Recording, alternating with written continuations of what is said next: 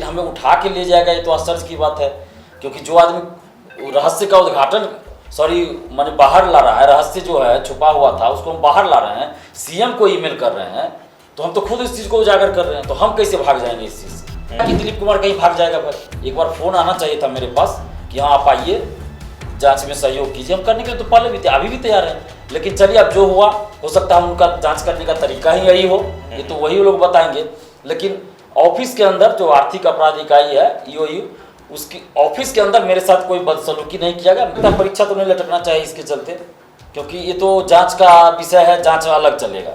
परीक्षा कैंसिल हो गया तो परीक्षा दोबारा होनी चाहिए, और आयोग इस बात के लिए अपना ये करेंगे कि सेंटर जैसे हर जगह फिर बनाना पड़ेगा। कि जब सुशील मोदी जैसे बड़े नेता ऐसा बोल रहे हैं तो बात में कुछ ना कुछ तो बात होगी ऐसी।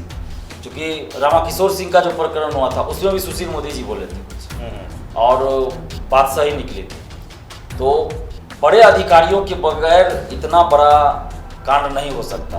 किसी को बचाने का प्रयास नहीं होना चाहिए, हम यही चाहते हैं। और सरकार की तरफ से कोई दबाव जांच टीम पे नहीं आना चाहिए कि अगर सरकार के कोई अपने लोग उसमें शामिल हो और उन पे जब आँच गिरे तो ऐसा नहीं कि सरकार प्रेशर दे और उनको बचाने का प्रयास सरकार करे, तो ऐसा नहीं होना चाहिए। नमस्कार, आप देख रहे हैं NBC 24, मैं हूं आदेश पुरी। बीपीएससी पेपर लीक मामले में आपको बता दें कि इकोनॉमिक ऑफेंस यूनिट ने काम करना शुरू कर दिया है और इसके लिए है जांच पड़ताल चल रही है, और समाचार पत्रों के माध्यम से जो बातें हैं वो निकल के सामने आ रही है कि कहां किन किन बिंदुओं पर जांच हो रहा है। आपको बता दें कि पेपर लीक का सबसे पहले रहस्योद्घाटन करने वाले जो हैं वो दिलीप कुमार हैं, हमारे साथ हैं। इन्होंने ही सबसे पहले जो है ये बताया कि पेपर जो है इसके लीक कर गए हैं एग्जामिनेशन से पहले, और मुख्यमंत्री सचिवालय को इन्होंने मेल किया एग्जामिनेशन से 11 मिनट पहले, और उनसे कहा गया कि देखिए ऐसी अफवाहें उड़ रही और कहा जा रहा है कि ये बीपीएससी 67वीं का प्रश्न पत्र है, और बाद में वही होता है, वो ओरिजिनल पेपर आता है और इसके बाद एग्जाम कैंसिल किया जाता है, और इकोनॉमिक ऑफेंस यूनिट जो है वो इसकी जांच करती है।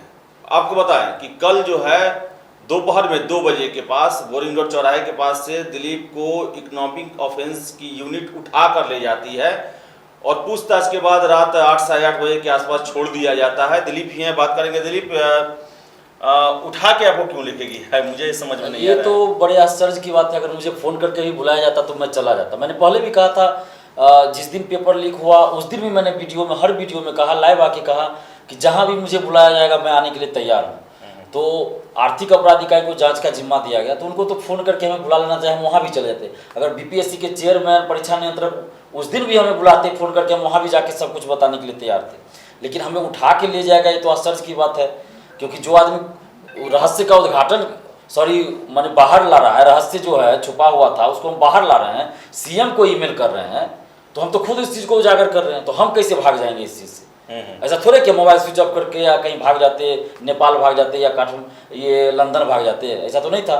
हम जब खुद उस चीज़ को बाहर ला रहे हैं और सीबीआई जांच की मांग कर रहे हैं। कल 2 बजे से पहले देखिए, हम आज तक चैनल पे हम लाइव थे 1 बजे से 2 बजे तक, और उसमें भी हमने सीबीआई जांच की मांग किया। वहाँ से हम निकले हैं ऑफिस से बाहर, और वहीं पे हमें अरेस्ट किया गया। तो जिस एकदम फिल्मी स्टाइल में मुझे वहाँ से उठाया गया। तो मुझे इससे थोड़ा सा ये लगा, आश्चर्य भी लगा और बुरा भी लगा कि इस तरह की हरकत मेरे साथ नहीं होना चाहिए। कम से कम हम जब इस चीज़ को बता रहे हैं, सरकार से मांग ही कर रहे हैं, और मुख्यमंत्री राज्य का मुखिया हैं, और उनको जब हम ईमेल कर दिए और हम उनसे ही जांच की मांग कर रहे हैं कि आप सीबीआई जांच करवाए, तो फिर सवाल ही नहीं उठता कि दिलीप कुमार कहीं भाग जाएगा। फिर एक बार फ़ोन आना चाहिए था मेरे पास कि हाँ आप आइए, जांच में सहयोग कीजिए। हम करने के लिए तो पहले भी अभी भी तैयार हैं, लेकिन चलिए अब जो हुआ, हो सकता है उनका जांच करने का तरीका ही यही हो, ये तो वही लोग बताएंगे। लेकिन ऑफिस के अंदर जो आर्थिक अपराध इकाई है ईओयू, उसकी ऑफिस के अंदर मेरे साथ कोई बदसलूकी नहीं किया गया, अच्छा बिहेव किया गया, पूछताछ किया गया मेरे साथ, और मेरा सारा डिटेल सरकार के पास पहले से है। हम चाह के भी झूठ नहीं बोल सकते हैं, और पहले से भी हम झूठ नहीं बोलते हैं। लेकिन 2020 से जो दरोगा बहाली पीटी का आंदोलन हमने किया था पेपर लीक के खिलाफ ही, उसी समय से नीतीश सरकार के पास मेरा सारा डाटा है। कोई जो चीज मुझे भी नहीं पता है वो चीज सरकार को पता है, क्योंकि सरकार के पास सुविधा है सब कुछ। मेरे अकाउंट में कितना पैसा है, हम किससे बात करते हैं नहीं करते, नीतीश सरकार के पास सारा डाटा 2020 से है। और ये कोई बड़ी बात नहीं है, क्योंकि जब हम इतना बड़ा चीज कर रहे हैं तो सरकार नजर रखेगी, स्वाभाविक सी बात है कि भाई मेरा कोई गलत पर्पस तो नहीं है।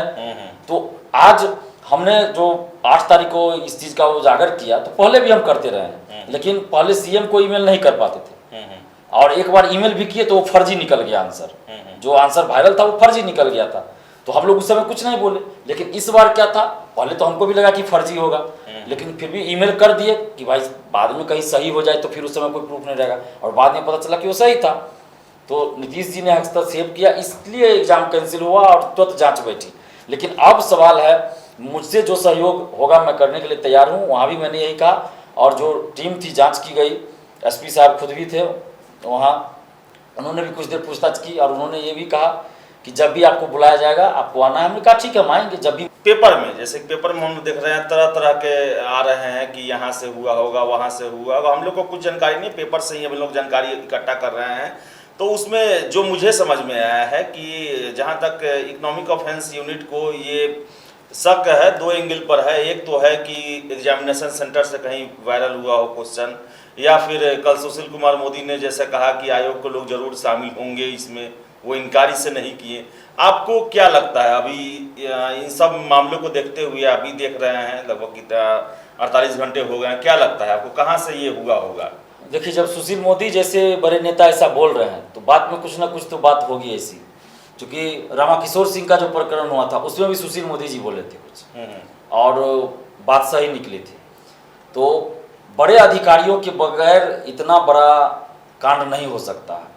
अगर 10-20 क्वेश्चन का आंसर वायरल होता, 50 क्वेश्चन का आंसर वायरल होता, तब ये माना जाता कि सेंटर से हुआ या कहीं ऐसे कुछ हो गया हुआ। लेकिन 150 का 150 क्वेश्चन अगर एग्जाम से पहले वायरल हो जा रहा है, कहीं भी जा रहा है, तो इसका मतलब है कि कहीं ना कहीं बहुत बड़े गिरोह का हाथ है। और इसमें हो सकता है कि बीपीएससी के अधिकारी लोग भी कुछ शामिल हो, बाहर के अधिकारी भी शामिल हो सकते हैं।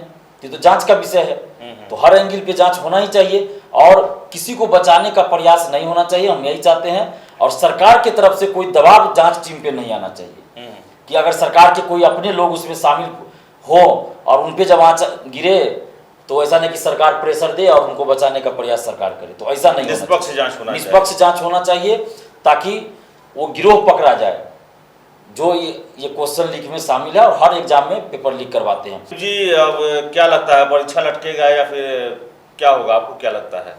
देखिए, मुझे लगता है परीक्षा तो नहीं लटकना चाहिए इसके चलते, क्योंकि ये तो जांच का विषय है, जांच अलग चलेगा। परीक्षा कैंसिल हो गया तो परीक्षा दोबारा होनी चाहिए, और आयोग इस बात के लिए अपना ये करेंगे कि सेंटर जैसे हर जगह फिर बनाना पड़ेगा। वहाँ के जिलाधिकारियों से अनुमति लेनी पड़ती है कि सेंटर फलना जिस तारीख को डेट निर्धारित करे उस दिन सेंटर दे सकते हैं कि नहीं। हालांकि ये संवैधानिक संस्था है, तो ये अगर चाह लेंगे तो एग्जाम, ऐसा नहीं है कि डीएम वहाँ के जो सेंटर नहीं देंगे, ऐसा नहीं होता है। वो जब चाहेंगे एग्जाम करवा सकते हैं, उस दिन कोई बड़ा एग्जाम ना हो। तो मुझे लगता है कि मई तो अभी चल रहा है, जून लास्ट जुलाई तक ले लेना चाहिए एग्जाम। जून लास्ट या जुलाई में प्रथम सप्ताह तक हर हाल में एग्जाम ले लेना चाहिए। हम तो यही डिमांड करेंगे कि जून अंत तक, यानी तो जुलाई फर्स्ट वीक तक आप एग्जाम ले लीजिए। तब ज़्यादा लेट भी करना उचित नहीं होगा, क्योंकि एग्जाम वैसे ही लेट चल रहा है। दिसंबर में एग्जाम होना था, दिसंबर से जनवरी आया, मार्च आया, फिर मई तक आ गया। छात्र कंपनसेशन की बात मांग कर रहे हैं कि हमने जो है इतना पैसा लगाया, इतने इतने दूर तक गए, और गलती जिसकी भी हो, गलती तो छात्रों की नहीं है, तो उन्हें तो एक समय का नुकसान हुआ, पैसे का नुकसान हुआ, तो उन्हें आर्थिक सहायता दी जाए। बिल्कुल, हमने भी ये डिमांड किया है, परसों भी किया, कल भी किया है, कि इसमें जो छात्र एग्जाम देने, छात्राएं एग्जाम देने गए थे, उनकी क्या गलती है? ये तो प्रशासन जो इसमें इन्वॉल्व है उनकी लापरवाही होगी, या बीपीएससी ऑफिस के अधिकारियों की मिलीभगत से क्वेश्चन आउट हुआ हो, या जहाँ से भी हो। ये तो जांच का विषय, जांच चल रहा है। लेकिन इसमें जो परीक्षार्थी है उनकी कहाँ गलती है? तो वो जो कोई तो मुंबई से आए होंगे, बहुत आदमी, बहुत आए होंगे दिल्ली से, चाहे बिहार के स्टूडेंट जो बाहर रह के पढ़ाई करते हैं वो भी आते हैं।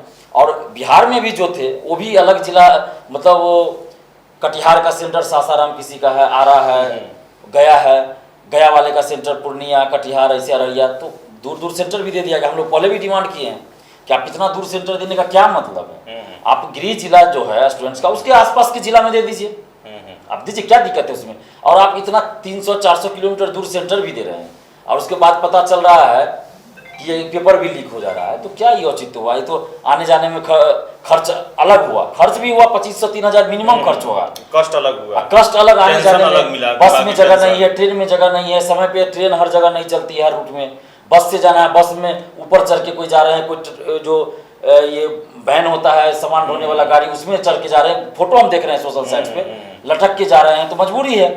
तो सरकार को ये सोचना चाहिए ना, सरकार को भी सोचना चाहिए और बीपीएससी को भी सोचना चाहिए कि भाई अलग आप सेंटर गृह जिला के अगल बगल भी, हम होम सेंटर देने की बात भी नहीं करते, चूंकि होम सेंटर में होता है धांधली ज्यादा होने लगती है, तो आप गृह जिला के अगल बगल जिला में सेंटर दीजिए, प्रमंडल में एक दे देना, हाँ प्रमंडल में, उसके प्रमंडल में दीजिए, क्या दिक्कत है इसमें?